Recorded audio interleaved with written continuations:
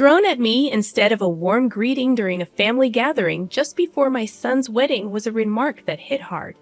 In front of me, a baguette from an upscale French restaurant rested on a glass plate, a symbol of unexpected humiliation served by my son's fiancée. I had raised my son, Christopher, on my own, and never did I imagine such a moment of degradation. As a 55-year-old housewife named So, widowed early in life, I had dedicated myself to nurturing Christopher.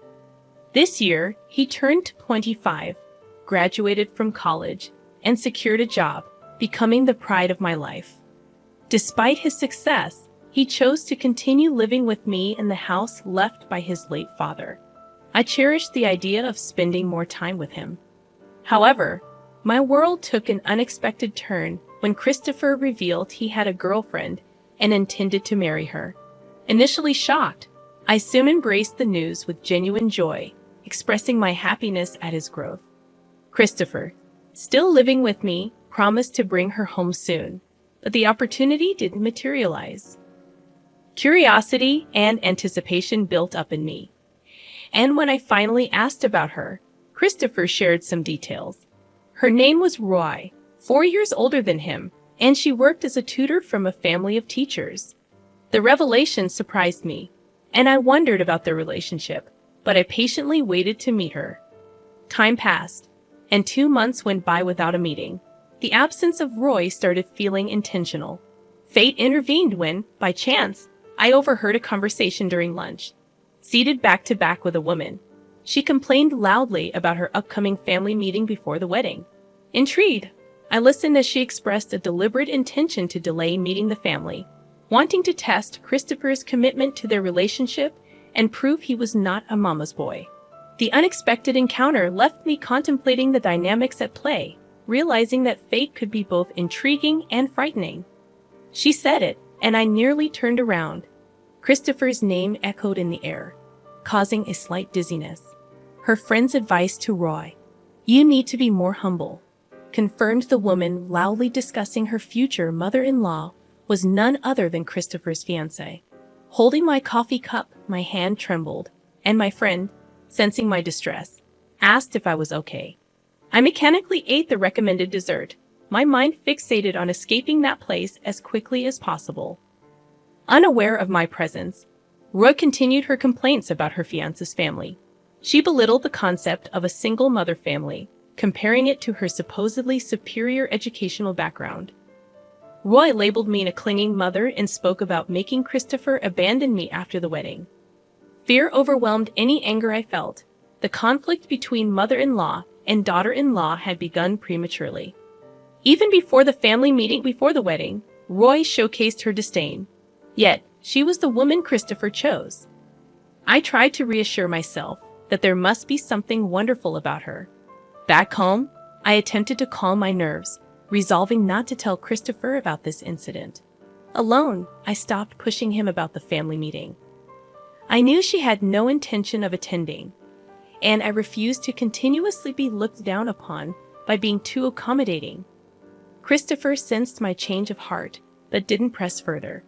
"It's okay if you're busy, whenever it's convenient for you," I told him, trying to ease his burden.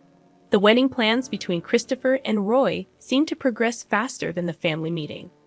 Spotting a wedding venue brochure on the living room table, I realized the countdown had begun. I contemplated speaking up about the wrong order of things but refrained for my son's sake. Making a fuss would lead to accusations of being unable to let go or being a mama's boy, faceless accusations that would upset me. Christopher was crucial to me, but he was an independent adult. I had refrained from interfering more than necessary, demonstrating my tolerance. One morning, Christopher abruptly announced a family meeting with the parents-in-law. They had reserved a fancy French restaurant, and he wanted me to come. The meeting was scheduled in 2 days, a sudden announcement that left me a bit irritated. Shouldn't such things be planned after matching everyone's schedules? I held back my frustration, saying, "All right, I haven't formally met Roy yet, so it's good to meet her sooner." Christopher apologized for the sudden plan, but in my mind, it was Roy and her family who should be apologizing, not him. I reassured him that it's fine. On the day of the family meeting, Christopher and I arrived at the designated upscale French restaurant. I felt a bit nervous, it being my first time at such a fancy place.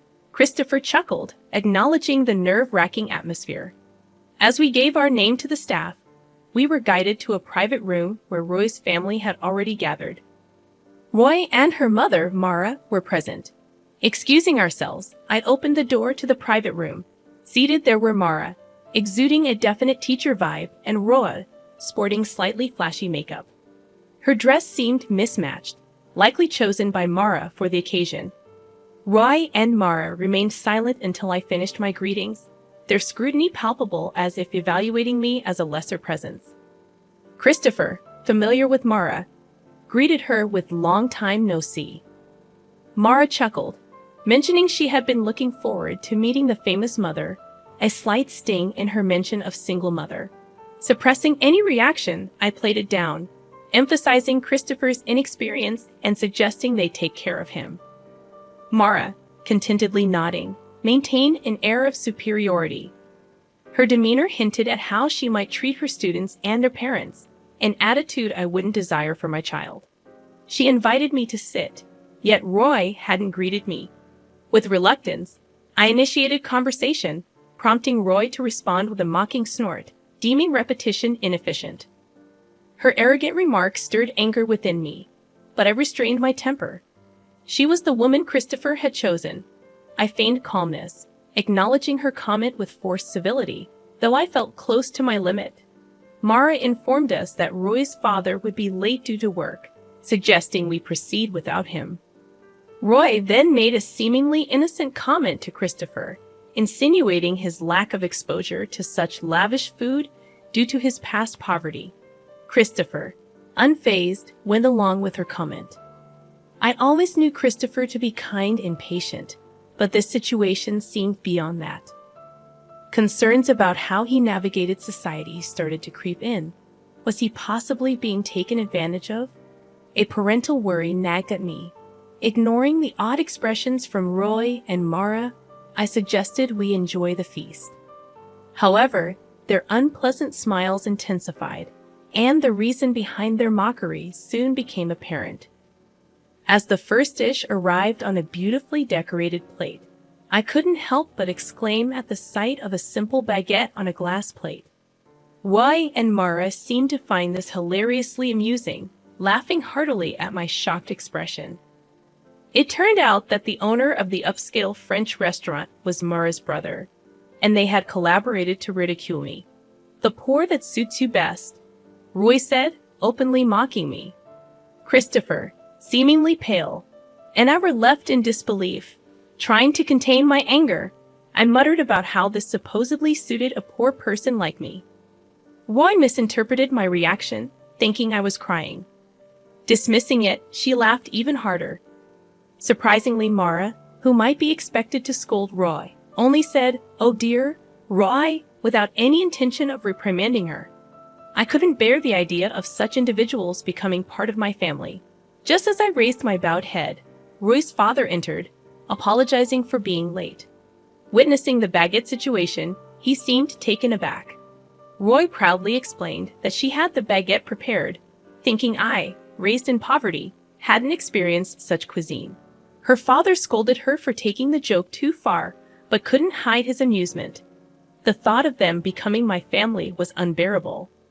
As the father turned pale, I looked up and recognized him. Cedric, the principal of a private high school where I had been facing difficulties. I expressed my surprise, and he exclaimed in shock, revealing that he had become the principal 3 years ago. Instead of dwelling on educational policies, I couldn't resist suggesting he pay more attention to education at home, especially considering the insult from his daughter, something I vowed never to forget. I said, staring down at him. He had always berated me, claiming that a single mother couldn't be a principal. He had spread rumors that I couldn't properly educate my own child. Roy, realizing the impact of her actions, seemed taken aback. Marcia trembled, lost for words. I looked at each member of Roy's family and slowly bit into the baguette. The sound of me crunching echoed in the room. delicious as expected of a high-end French restaurant's baguette. How about it, Cedric? I'd offered, smiling as I held out the glass plate with the baguette. His hand trembled amusingly as he took it. Don't get the wrong idea. I'd always separate work and personal life.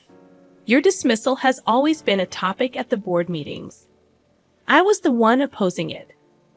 Without rivalry, there's no momentum for reform. But your role ends here, I declared, giving him a final warning. In fact, I had evidence of him accepting bribes during admissions, manipulating interviews, and enjoying a luxurious life with that money. I was still deciding whether to pursue criminal charges, but if he left the school quietly, I was willing to let it go. Christopher, let's go home. She may be this kind of lady, but can you still see her as a marriage partner? I won't stop you if you choose her, I said to Christopher, whose gaze was fixed on the baguette Cedric held out to him. Roy, with a strange smile, whispered, "You'll marry me, right?" Thinking that marrying him was her only way to save Cedric's position, her pleading eyes turned to him. He looked down, gripping his hands on his knees. The engagement is off. This marriage is as if it never happened, he declared. It's just a joke. I didn't mean to mock you. It's a joke, Christopher.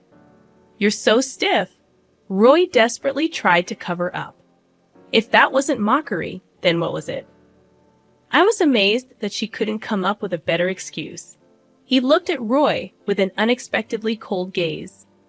Roy, you've been given a lot by your parents, education, and love. But I believe I received even more from my mom. Seeing her work was cool.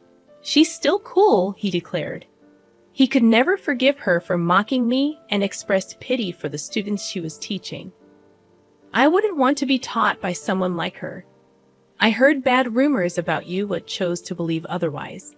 You betrayed that trust, he said, causing tears to stream down Roy's face.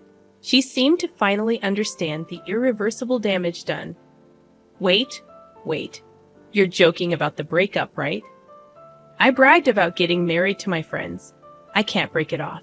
It's embarrassing, she pleaded tearfully.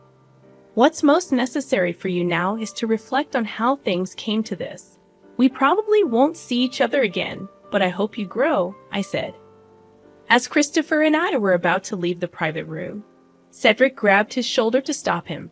Christopher shook off his hand as if it were something filthy. I've been patient, but let me say this clearly. What's wrong with being raised by a single mother? Did you see Roy's vulgar behavior? Raised by respectable parents, you should be more ashamed, he said firmly. Cedric had no response and looked down in shame. Roy's cries echoed in the private room as we left the restaurant. The moment we stepped outside, we heard Cedric's angry voice, probably yelling at Roy. Christopher, you need to be more discerning in choosing women. When I said that, he scratched his head and mumbled, It's embarrassing. Apparently, Roy had aggressively pursued him, and Christopher, who tends to be easily swayed, fell into that situation. It was clear that Roy saw an opportunity in him. Regardless, I expressed relief that everything came to light before the marriage as we headed home. The engagement ended amicably. Roy initially demanded compensation, but Christopher dismissed it logically, explaining to his lawyer that Roy was entirely to blame for the broken engagement. The compensation demand was dropped, and when threatened with a lawsuit, Roy quickly backed down. Perhaps her parents advised her not to escalate the situation further. Though I usually keep work and personal life separate, Cedric had to leave the school due to the bribery issue during admissions becoming public. Faced with the choice of leaving quietly or going to court, he opted for the former. Unemployed and desperately seeking a new job, he faced the challenge of overcoming the bad rumors that spread fast in the industry. Roy, having resigned from her tutoring job, was reportedly confined to a room in her parents' house, too embarrassed to even seek new employment. Marcia, burdened with 2 unemployed adults, was allegedly preparing for divorce, as she couldn't maintain her previous luxurious lifestyle. She wanted to use her earnings solely for herself, citing that as her reason for divorce. A logical decision, perhaps, but one that led to the family's downfall. While I feel a bit sorry for her, I believe it's her responsibility. Sometimes after the incident, I felt genuinely happy for the first time in a while. Christopher introduced me to a wonderful woman, a single mother working at the same place as him. She has a daughter about to turn 3, and it seems she was the one who lifted Christopher's spirits after the broken engagement with Roy. She is bright and sunny, and her daughter is fond of Christopher. Despite the roundabout journey, I am slightly relieved that Christopher seems to be on his way to building a happy family. Maybe, despite the challenges, I'll even become a grandmother.